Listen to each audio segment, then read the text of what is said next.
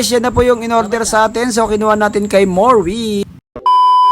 Today, another vlog na naman tayo. At another order naman tayo, guys. Dami-dami nga talaga ang pumorder sa atin. Magbabalot na naman tayo ng 4,000 solar setup, aparato. Sabi nila, pag may tiyaga, may nilaga. Pang-apat na natin itong this week na in-order nila sa atin. Sabi nga nila, mabait si Lord, pag mabait ka rin. At marami ding blessing, guys.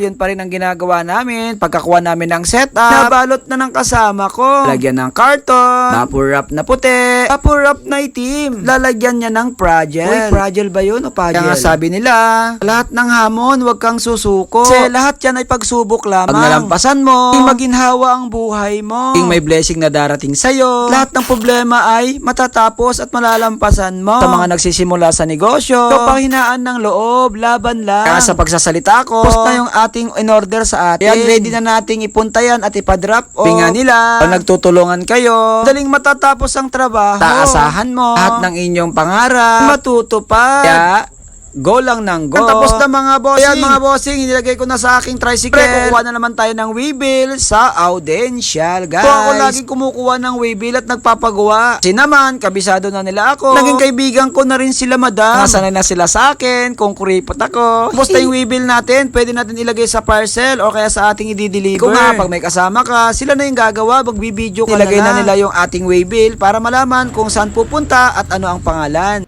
Siyempre guys, dumating na tayo sa GNT para i-drop off. Sa video pong ito, ako na po ang humawak o ako na po ang nagbuhat ng ating i-drop off. Binuhat na natin at ipunta natin sa GNT. Pagbuhat ko pala mga bossing, palang nakausap natin yung mga crew nila. Napakabait talaga ng GNT, mga crew nila at yung mga staff nila, mga bossing. Pero napansin ko dito, yung araw na to ay parang matumal, parang walang nag-drop off. Kaya mo na, baka matumal lang dito talaga. Dito ko natatapusin ang ating video. Sa lagi ko sinasabi, don't forget to subscribe, follow, and share. And support the small business. Thank you for watching! Teka lang guys, bago may isipang video, kung gusto mong bumili ng mga ganitong solar setup aparato at solar panel na 200 watts or iba-iba pang mga solar setup, turuan kita kung saan ka bibili. Let's go!